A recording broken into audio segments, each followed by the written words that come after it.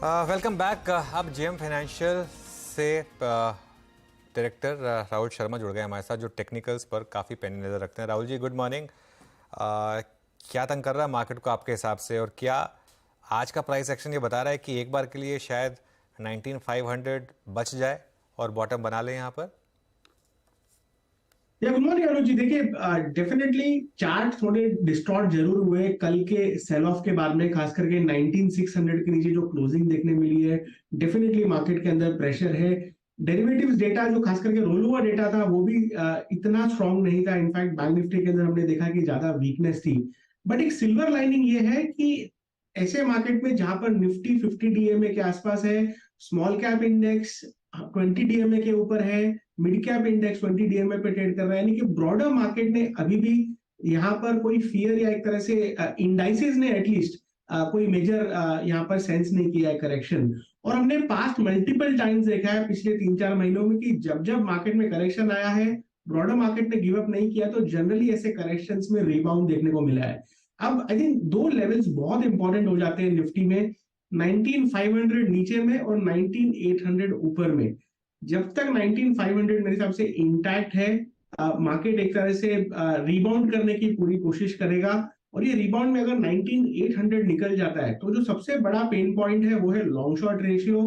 खास करके एफआईआईज का लॉन्ग शॉर्ट रेशियो सीरीज के बिगिनिंग में 31% पर है, यानी कि प्राइमरीली वो शॉर्ट है, लॉन्ग पोजीशंस उनकी कम है। वो चैलेंज तभी होगी अगर 19,800 निफ्टी में निकलता हुआ दिखे।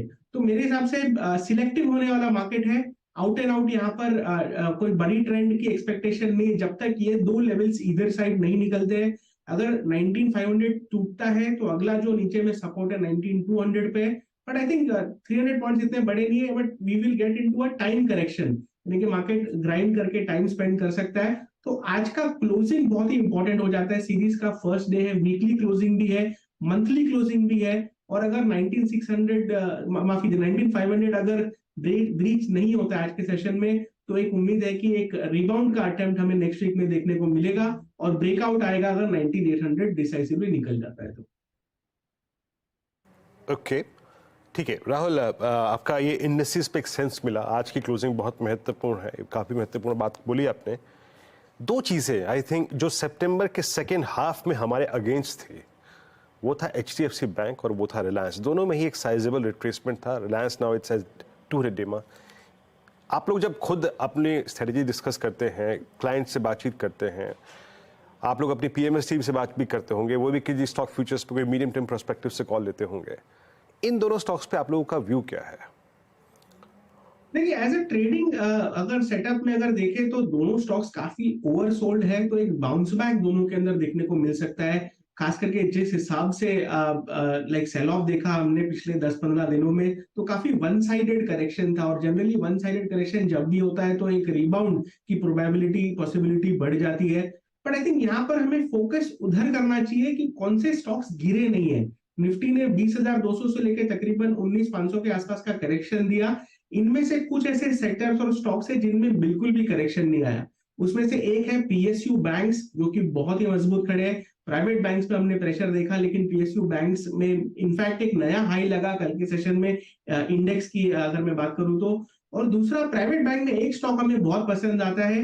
बैंक निफ्टी में तकरीबन 2,000 पॉइंट का करेक्शन हुआ, लेकिन ये स्टॉक में जरा भी वीकनेस देखने को नहीं मिली। मैं बात कर रहा हूँ RBL बैंक की। RBL बैंक का जो थोड़ा मैक्रो सेटअप है यहाँ पर काफी प्रॉमिसिंग लगता है। इनफैक्ट वीकली चार्ट पर एक ब्रेकआउट देखने को मिला है, जिसका जो पोटेंशियल टारगेट है 280 से 300 रुपीज तक जाता है। तो डिलीवरी में बाय करने की राय रहेगी। RBL बैंक को 230 के स्टॉप लॉस से बाय कीजिए। और मुझे लगता है कि जो रिलेटिव स्ट्रेंथ खास करके इस करेक्शन में RBL बैंक ने दिखाया है, वो अब मोमेंटम में तब्दील होता हुआ दिखेगा अक्टूबर सीरीज में।